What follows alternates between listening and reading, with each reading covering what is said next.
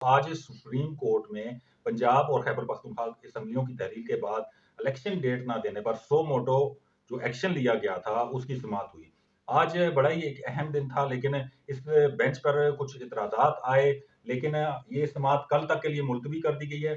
इस हवाले से सीनियर जर्नलिस्ट नासिर कादमी साहब मौजूद हैं, जो सुप्रीम कोर्ट को कवर करते हैं। इनसे बात करते हैं कि आज की समाअत में क्या कुछ हुआ।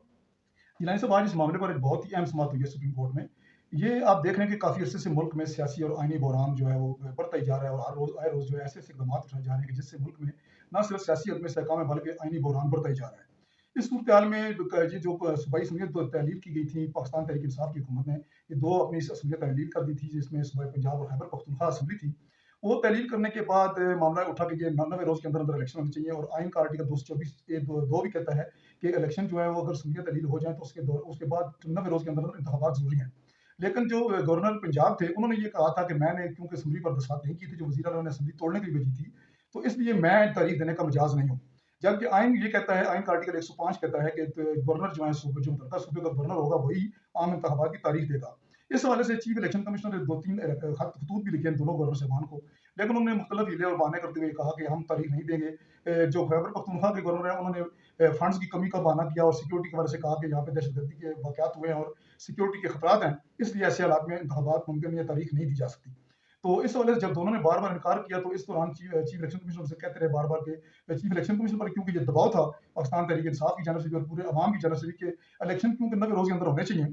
तो चीफ इलेक्शन कमिश्नर जो है अभी इस पर सोच रहे थे कि इस हवाले से सदर ममलकत जो है आरिफ अलवी, उन्होंने ऐलान कर दिया और उन्होंने चीफ इलेक्शन कमिश्नर को पहले बुलाया कि वो मेरे साथ मशावरत की जाए और उस मामले का हल निकाला जाए। लेकिन इलेक्शन कमीशन ने वहाँ जाने से इनकार कर दिया, जिसके बाद सदर ने अपने तौर पर ही ये ऐलान कर दिया और 9 अप्रैल की तारीख मुकर्रर कर दी सूबा पंजाब और सूबा खैबर पख्तूनख्वा में आम इंतखाबात के हवाले से। उसके बाद एक नया तनाज़ा खड़ा हो गया और चीफ इलेक्शन कमिश्नर ने आईनी माहिरीन की राय लेने का फैसला किया और अटॉर्नी जनरल की राय लेने का फैसला किया। उन्होंने अटॉर्नी जनरल और आईनी माहिरीन को बुलाया, लेकिन उनकी राय में भी इख्तलाफ था, जिस पर जो चीफ इलेक्शन कमिश्नर थे उन्होंने उनसे तहरीरी राय तलब की। इसी दौरान कल शाम को चीफ जस्टिस ऑफ पाकिस्तान ने अज़ खुद नोटिस ले लिया और इस मामले को अज़ खुद नोटिस लेते हुए चीफ जस्टिस ऑफ पाकिस्तान ने 9 रुकनी लार्जर बेंच कायम बना दिया और कहा कि इस मामले में 3 सवालात हैं और इन 3 सवालात के हमें जवाब दिए जाए। जिसमें एक तो ये था कि जो आइन के आर्टिकल 224(2) के तहत 90 रोज़ के अंदर-अंदर इलेक्शन होना ज़रूरी है, वो ताहाल क्यों नहीं हुए? नंबर 2 उनका ये उनका सवाल था कि ये जो गवर्नर्स जो हैं, उन्होंने इसकी तारीख क्यों नहीं दी और अगर डॉक्टर सदर अलवी ने ये तारीख दी है, तो इसका आइन और कानून में क्या इसकी गुंजाइश है? ये था। और तीसरा ये था कि वफाकी और सूबाई हुकूमतें जो है, वो बताएँ कि उन्होंने इस वक़्त तक क्या इक़दामात उठाए हैं। आज इस मामले की समाअत हुई है और 9 रुकनी बेंच लार्जर बेंच इसकी समाअत की है। इस मौके पर अटॉर्नी जनरल भी पेश हुए हैं, पाकिस्तान तहरीक-ए-इंसाफ की तरफ से बैरिस्टर अली ज़फ़र भी पेश हुए हैं और इस्लामाबाद हाई कोर्ट बार की जानब से शोएब शाहीन जो उनके सदर हैं, वो भी पेश हुए हैं। इस मौके पर चीफ जस्टिस ऑफ पाकिस्तान ने इंतहाई अहम रिमार्क्स दिए हैं और उन्होंने कहा है कि हम जो है आइन और कानून के पाबंद हैं और आइन जो है वो कहता है कि आइन के आर्टिकल 224 के तहत 90 रोज़ के अंदर-अंदर सूबाई असम्बलियों के इंतखाबात होने चाहिए और इलेक्शन अगर जो ये इलेक्शन हमने आइन और कानून की खिलाफवर्जी हम किसी सूरत में बर्दाश्त नहीं करेंगे। इस मौके पर अटॉर्नी जनरल जो है, उनका ये कहना था कि मुझे कोई थोड़ी-सी मोहलत दी जाए, मैं हुकूमत से मशवरा करना चाहता हूँ और इस हवाले से अपनी मरूज़ात कल पेश करूँगा। जिस पर चीफ जस्टिस ऑफ पाकिस्तान ने कहा कि ठीक है, आपको मोहलत दी जाती है, इस हवाले से आप तैयारी करके आएँ और हम कल तक वक़्त देते हैं, लेकिन हम ज़्यादा वक़्त नहीं दे सकते क्योंकि पहले इसमें बहुत ज़्यादा वक़्त गुज़र चुका है और ये आइन की खिलाफवर्जी होने का खतरा है, तो आइन की खिलाफवर्जी हम किसी सूरत में नहीं होने देंगे। मामला ये कब आगे चल के सूरत-ए-हाल ये है कि अटॉर्नी जनरल की जो और बाकी जो यहाँ पे वकला पेश हुए हैं, सदर जो शोएब शाहीन है हाई कोर्ट के, उन्होंने ये कहा कि आइन के तहत जो है सदर ने जो तारीख दी है, वो भी एक मामला, एक नया इशू है और वो भी हल तलब है और इसमें आइन की तशरीह ज़रूरी है। दूसरे इस पर कोई एतराज़ात भी हो गए हैं बेंच पे कि 2 जज साहिबान हैं, उनके हवाले से भी बात हुई है, वो क्या मामला है? जी, इसमें 2 जज हैं जी, एक जज हैं जस्टिस जमाल मंदोखेल हैं, जिनका ताल्लुक बलूचिस्तान से है और उन्होंने ये कहा कि ये जो अज़ खुद नोटिस दिया गया है, ये उनके ख़्याल में ये अज़ खुद नोटिस नहीं बनता था। उनका ये मौक़िफ़ था कि ये जो 2 रुकनी जिस बेंच ने ये समाअत की थी और उन्होंने मशवरे और सिफ़ारिश भी भेजी थी कि ये लार्जर बेंच कायम किया जाए, उसी 2 रुकनी बेंच ने पहले चीफ इलेक्शन कमिश्नर को बुलाया था और उनका मौक़िफ़ लिया था और उनका मौक़िफ़ लेने के बाद अभी उनका मौक़िफ़ पूरा मुकम्मल नहीं हुआ था कि उन्होंने सिफ़ारिश भिजवा दी लार्जर बेंच बनने के लिए, इसलिए ये लार्जर बेंच नहीं बनाया जाना चाहिए था। और दूसरा उनका ये मौक़िफ़ था कि जो एक जज हैं, इसी बेंच में शामिल है 9 रुकनी बेंच में, जस्टिस मुज़र अली अकबर नकवी, जिनके बारे में एक ऑडियो लीक जो है वो हुई है और उसमें उनकी ये जो साबिक़ वज़ीर आला पंजाब है परवेज़ इलाही, उनके साथ एक गुफ्तगू जो है वो जारी की गई है, जो मुतनाज़ा करार दी जा रही है। इस वजह से उन पर काफ़ी दबाव है कोड ऑफ कंडक्ट की खिलाफवर्जी का कि जस्टिस मुज़र अली अकबर नकवी जो है वो उनके खिलाफ कार्रवाई होनी चाहिए। तो उनका ये भी इख्तिलाफ था कि उनको भी इस बेंच में शामिल नहीं होना चाहिए था। दूसरी जानब जो जस्टिस अतर मन्नल्ला हैं, इसी बेंच के रुकन हैं, जो पहले इस्लामाबाद हाई कोर्ट के चीफ जस्टिस थे, उन्होंने एक नई बात की। उन्होंने ये कहा जी कि ठीक है, आपने जो हमने जो अज़ख़ुद नोटिस तो ले लिया है, लेकिन ये अज़ख़ुद नोटिस एक और भी होना चाहिए और वो अज़ख़ुद नोटिस ये होना चाहिए कि जो 2 असम्बलियाँ तहरीर की गई हैं, सूबा पंजाब और खैबर पख्तूनख्वा की, वो किस तरह से तहरीर की गई हैं, वो क्या ऐसे हालात थे कि उनको तहरीर किया गया। तो उस हवाले से जो है ये भी वो सुनते हैं कि आइन की ये खिलाफवर्जी हुई है और ये जो उसकी वजह से बहुत बड़ा बहरान पैदा हुआ है, तो इस मामले पर भी अज़ख़ुद नोटिस होना चाहिए। इस पर chief justice of Pakistan Umar का बंदियाल ने कहा कि हम इस समात को बहुत ज़्यादा लंबा नहीं करना चाहते।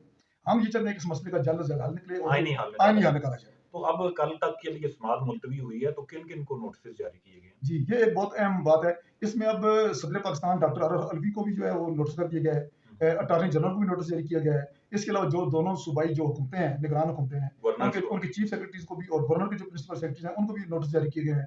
फिर उसके बाद वफाकी हुकूमत को भी नोटिस जारी किया गया है कि ये सब इकट्ठे होकर सामने आए, पेश हों और आकर जो है अदालत में ये अपना मौक़िफ़ बयान करें कि ये इंतखाबात क्यों डिले किए जा रहे हैं और इन इंतखाबात में कौन-सी ऐसी रुकावटें हैं कि ये इंतखाबात वो नहीं कराए जा रहे, उनमें ताख़ीर की जा रही है। अच्छा काज़मी साहब, एक बड़ी अहम चीज़ है कि सदर ममलकत ने चीफ इलेक्शन कमिश्नर को मुशावरत के लिए बुलाया, तो वो तो नहीं आए, राय साहब तो नहीं आए। तो अब सुप्रीम कोर्ट ने सदर को भी नोटिस जारी कर दिया है, तो सदर जा सकते हैं कि नहीं जा सकते? ये आज खुद ही उसने कहा है, अपनी सुप्रीम कोर्ट ने ये कहा है कि उनको आइन के आर्टिकल 248 के तहत जो है इस्तिस्ना हासिल है। हुँ, तो अब सदर का मौक़िफ़ तो चाहिए, सदर का मौक़िफ़ तो लेना है। तो इसलिए जो सदर का नुमाइंदा आ सकता है, सदर के जो सेक्रेटरी हैं, खुद प्रिंसिपल भी आ सेक्रेटरी हैं, सकते वो हैं। खुद नहीं आ सकते, खुद क्योंकि उनको आइन का आर्टिकल 248 के तहत इस्तिस्ना हासिल है। अच्छा। तो इस वजह से लेकिन उनका मौक़िफ़ आना ज़रूरी है। हुँ, उनका मौक़िफ़ आएगा, जो गवर्नर साहबान हैं, उनको भी इस तरह इस्तिस्ना हासिल है, लेकिन उनकी जानिब से भी नुमाइंदा उनके आएगा। प्रिंसिपल जो उनके सेक्रेटरीज़ को उनको नोटिस जारी किए गए हैं। वो अच्छा। भी पेश होंगे और अपना मौक़िफ़ देंगे। उसके अलावा अदालत ने एक ख़ास जो बात की है कि जो पीटीएम की 9 हुक्मरान जो जमातों में जो शामिल हैं, हुँ, 9 जमात, उनको भी नोटिस जारी कर दिए हैं और उनसे भी कहा है कि वो भी पेश हों और अपना मौक़िफ़ पेश करें। और इसके जो स्टेक होल्डर असली हैं, तहरीक-ए-इंसाफ, उनको भी मेरा ख़्याल है बुलाया जाएगा। तहरीक-इंसाफ बिल्कुल ऑलरेडी मौजूद है, वो तो इसमें दरख्वास्त गुज़ार भी है और जो उनकी तरफ से बैरिस्टर अली ज़फ़र पेश भी हुए हैं और इस्लामाबाद हाई कोर्ट बार भी इसमें जो है वो भी फ़रीक है, उसने भी दरख्वास्त दायर कर रखी है। आज कोर्ट ने पाकिस्तान बार काउंसिल और सुप्रीम कोर्ट बार को भी नोटिस जारी कर दिए कि इस मामले में वो भी माहर के तौर पर हाज़िर हों। अच्छा, तहरीक-ए-इंसाफ के जो सीनियर नायब सदर हैं फवाद चौधरी, उन्होंने भी एक ट्वीट किया कि इस बेंच में 5 ऐसे जजेस हैं जिन्होंने हमारे स्पीकर की रूलिंग को कलअदम करार दिया था और ये पीडीएम की हुकूमत बनी। हमें तो इस पर कोई एतराज़ नहीं है, अब पीडीएम इस पर एतराज़ कर रही है, तो पीडीएम का एतराज़ आप कैसा देखते हैं? देखिए, ये बात बिल्कुल इसमें वज़न है फवाद चौधरी साहब की, क्योंकि ये 5 रुकनी बेंच वो 5 जजेस शामिल हैं, जिस 5 रुकनी बेंच ने इनकी जो जब स्पीकर ने रूलिंग दी थी, उस स्पीकर की रूलिंग को कलअदम करार दिया था, पाकिस्तान तहरीक-ए-इंसाफ के जो खिलाफ हो केस हुआ। तो उसके बावजूद आज पाकिस्तान तहरीक-ए-इंसाफ जो है वो इस मामले में उन्होंने इसका बायकॉट नहीं किया और ना ही उन्होंने किसी तहफ़्फ़ुज़ात का इज़हार किया है। जबकि दूसरी जानब मुस्लिम लीग नून की जानब से ऑलरेडी जो है वो बेंच पर एतराज़ात उठ रहे हैं, उसमें शामिल जजेस पर एतराज़ात उठाए जा रहे हैं कि कुछ ऐसे जजेस हैं कि जो मुस्लिम लीग नून ख़ासकर मुस्लिम लीग नून के हवाले से ताज्जुब रखते हैं और उन्होंने माज़ी में कुछ ऐसे फैसले किए हैं कि जिनसे मुस्लिम लीग नून मुतासिर हुई है। लेकिन बात ये है कि कानून और आइन जो कहता है, कभी भी अदालत जो है वो आइन और कानून से हट के कोई फैसला नहीं दे सकती। आइन और कानून के मुताबिक जो बेंच फैसला देता है, उसके फैसले के खिलाफ अपील दायर हो सकती है। लेकिन हैरत की बात ये है कि मुस्लिम लीग नून ने आज तक किसी केस में इस तरह की नज़रसानी में नहीं गई।